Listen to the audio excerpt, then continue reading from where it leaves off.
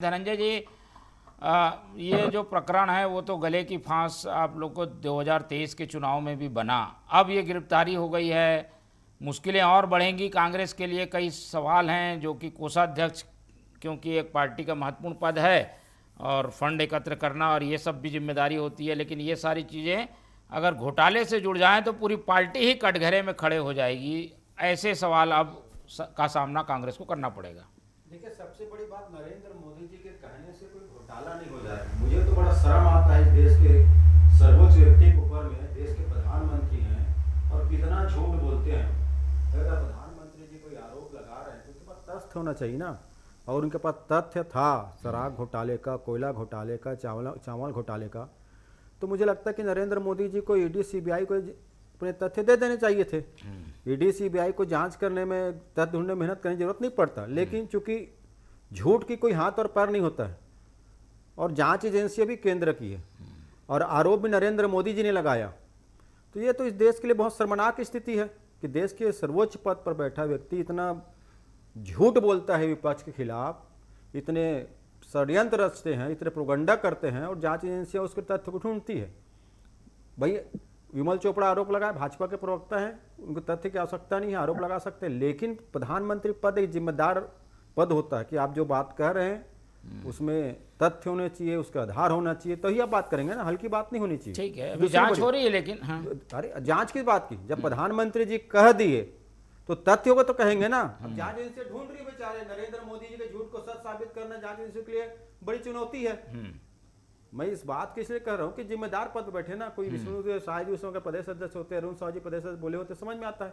बोले तेजस के सर्वोच्च एजेंसी पद पे बैठे व्यक्ति है ना, भरोसा जनता उस पर करती है ना, पर उनके पास हवा हवाई बातें थी। दूसरी बड़ी बात, अभी पत्रकार महोदय भी कह रहे थे कि समर्पण पहले कर देना था, और विमल चोपड़ा जी जो भाजपा के प्रवक्ता वो भी कह रहे हैं कि समर्पण पहले कर देना था।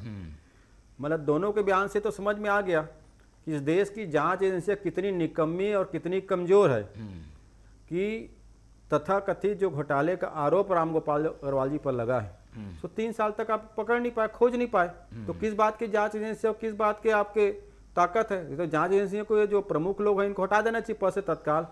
एजेंसियां पूरी निकम्मे साबित हो गई है, तथाकथित घोटाला है। और एक घोटाले की पटकथा रचने वाले नरेंद्र मोदी जी हैं, चुनाव में रचे थे और देश के प्रधानमंत्री हैं। तथ्य उनके पास भी नहीं है, बस आया राम गया राम, जो मुंह में आया बोल दिए। ऐसा नहीं होता है। नहीं, लेकिन जांच में सहयोग करना भी एक निष्पक्षता का प्रमाण है। सहयोग करते, जांच में शामिल होते। क्यों सहयोग करते? मैं आपको आरोप कोई लगा है तो जवाब देने आना चाहिए कि नहीं? क्यों आएंगे? जांच एजेंसियां क्या चना आलू छील रही है कि भारतीय जनता पार्टी के झंडा उठा घूम रही है या भारतीय जनता पार्टी के स्क्रिप्ट को बोल रही है? आप 3 साल से जांच कर रहे हो, क्या तथ्य प्रस्तुत किया आपने कोर्ट ने? यहां तक इस जांच एजेंसियों को माननीय न्यायालय ने फटकार लगा दिया है कि आप राजनीतिक दल के साथ गठबंधन की तरह काम ना करें। आपका काम निष्पक्ष जांच करना है, आरोपी को पकड़ना है, भ्रष्टाचार को उजागर करना है। लेकिन जांच एजेंसी की भूमिका संदिग्ध हो गई इस देश में, सिर्फ इसलिए कि भाजपा के लोग कहते हैं इसलिए आप जांच कर रहे हो। दूसरी बड़ी बात, मैंने कहा ना, अभी तक हमने जांच एजेंसियों का फेस किया ना, जितने बार, चाहे भूपेश बघेल जी को यहाँ छापामार कार्रवाई हुआ हो, चाहे कवासी लखमा जी का हो, चाहे देवेंद्र यादव जी के, जिनके भी छापामार कार्रवाई मैंने फेस किए ना, न्यायालय गए ना, इस मामले में भी न्यायालय जाएंगे, क्योंकि झूठ के हाथ पांव तो होते नहीं है। और सैया भय कोतवाल तो डर किस बात का? भैया नरेंद्र मोदी प्रधानमंत्री, जांच एजेंसियों के हाथ में हो तो किसी को उठा कर अंदर कर देंगे।